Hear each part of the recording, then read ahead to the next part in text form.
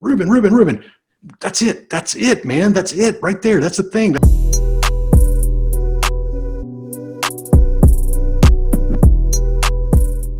Let's talk about this a little bit as we transition into your book. In the Side Hustle Millionaire, you talk about uh, looking at opportunities. How would one or should one look at opportunities right now? Because I think there's a big misconception between solving a problem as an entrepreneur and then also the whole going with your passion. And you have a really good way to do to talk about that. And I want to segue into that, but let's talk about this for a second. Can you answer that? The how should one tackle a problem right now as an entrepreneur? Man, entrepreneurs solve every problem in the world, don't we? So the thing is that let's talk about opportunity. Yeah. Opportunity comes around because your brain is turned on to some kind of a challenge that you're trying to solve. So the thing is that it may be that purpose or that legacy that you're trying to build, or it may just be some kind of an income that you're trying to build. You don't want to make six figures. You want to make $1 million a year, things like that. The thing is that most people that have a fixed mindset, basically the negative mindset, will say things they self-sabotage their brain, their subconscious. They say things like, I'll never be a millionaire. I'll never own a Ferrari. I'll never be able to stand on a stage or have 1 million followers. I'm never going to, they basically disqualify themselves from the game by telling their subconscious that they're not worthy, they can't do that. And the problem is that your brain goes, okay, well, cool. I'm just not going to play anymore. I'm just going to sit here on the sidelines. And then opportunity just blows past you like nonstop because you're not even aware. Now, somebody with a growth mindset, somebody that's positive minded will tell themselves, I'm not a millionaire yet. And they'll say, what do I need to do that? What do I need to do to achieve that? They challenge their brain. They give their brain puzzles and games. So when you think about the thing is your brain's a very powerful computer essentially. And if you give it an objective, it likes to problem solve. It likes to try to figure out how to get to that result. So if you say something like, you know what, I want to lose 30 pounds and you really reinforce it and you start to believe that I need to lose 30 pounds, you're going to start to find these creative ways to do that. Maybe when you grab that triple cheeseburger in your milkshake, your brain's like, hey, that's not getting us to the goal. And you're like reminded like, yeah, that's probably not going to be a good idea.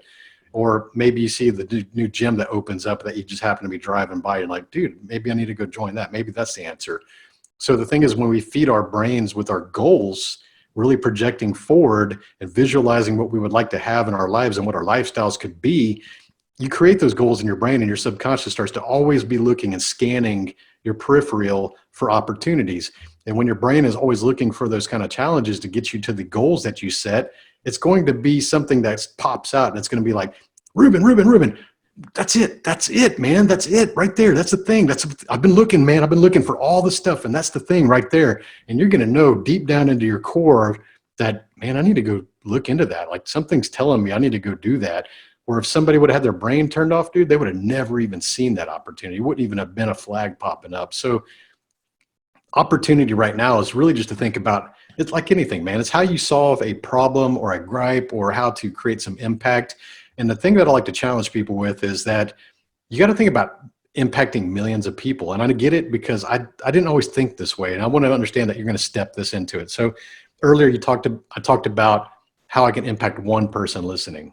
Yeah. I want everybody to think about that. If you don't think you can influence other people, that's a self-limiting belief. Yeah. You got to get that out of your head.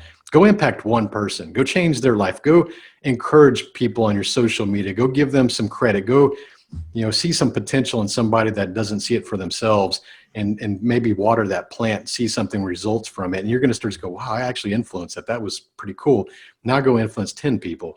Then go influence 100 people, then maybe 1,000 people, and then maybe 10,000 people. And then soon enough, you'll be like, man, I influence 100,000 people. And then there's nothing else. We can't even say thousands anymore. So you have to say, I have to go influence millions of people.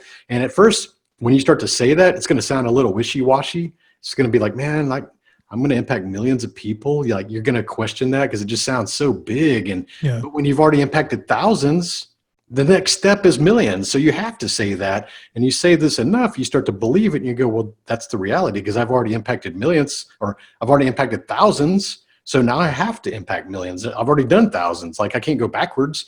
So I'm telling you this because you're going to grow in your mindset as you start to accomplish and start to see results.